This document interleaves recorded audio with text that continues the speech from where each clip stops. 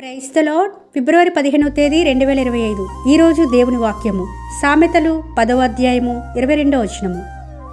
యెహోవా ఆశీర్వాదము ఐశ్వర్యమిచ్చును, నరుల కష్టం చేత ఆ ఆశీర్వాదము ఎక్కువ కాదు.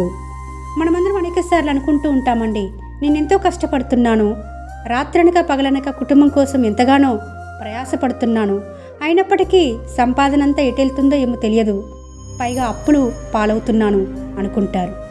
ఈ రోజున ఈ వాక్యం ద్వారా దేవుడు స్పష్టంగా మాట్లాడుతున్నాడు. నీ కష్టార్జితం చేత నువ్వు ఐశ్వర్యవంతుడు కాలేవు, నేను ఆశీర్వదిస్తేనే నువ్వు ఐశ్వర్యవంతుడు అవుతావు అని దేవుడు ఈ రోజున స్పష్టంగా ఈ వాక్యం ద్వారా మాట్లాడుతుంటుండగా, దేవుని ఆశీర్వాదం పొందాలంటే దేవుని మాట వినేవారంగా, దేవుని కొరకు జీవించే వారంగా మనం ఉన్నప్పుడు మాత్రమే మనము ఆయన ఆశీర్వాదం పొందుకొని ఐశ్వర్యవంతులుగా అవుతామని ప్రభు బిడ్డ మనవి చేసుకుంటూ మీ సహోదరి ఎలిజబెత్ రాణి.